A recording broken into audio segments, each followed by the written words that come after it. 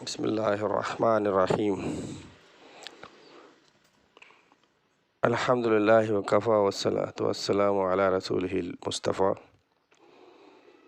اما بعد قال اللہ تعالی وَلَهُنَّ مَثَلُ الَّذِي عَلَيْهِنَّ بِالْمَعْرُوفِ صدق اللہ العظیم۔ وجود زن سے ہے تصویر کائنات میں رنگ،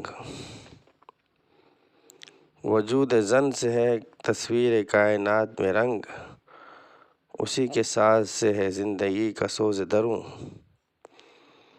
محترم حضرات، میری ماؤں بہنوں، السلام علیکم۔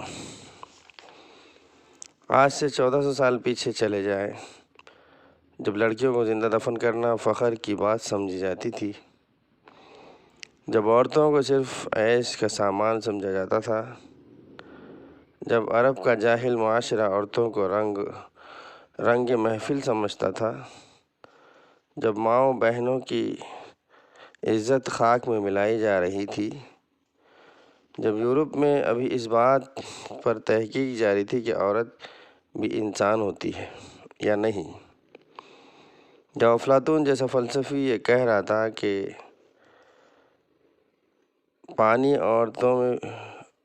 عورتوں میں بھی جان ہوتی ہے، بکراج جیسا دماغ کہہ رہا تھا کہ عورتیں ایک پھندا ہے جو مردوں کو پھنسانے کے لیے بنایا گیا ہے۔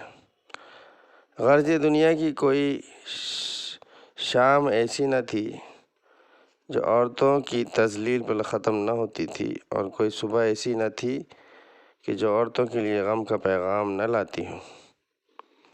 ایسے خوفناک ماحول میں ایک ہستی آتی ہے، اسلام کا پیغام لاتے ہیں، کائنات کے لیے محبت کا پیغام لاتے ہیں، جو رحمت ہی رحمت تھے، شفقت ہی شفقت تھے۔ وہ اس ظالم معاشرے کے خلاف یا کو تنہا کھڑے ہو جاتے ہیں اور پوری طاقت کے ساتھ اعلان کرتے ہیں،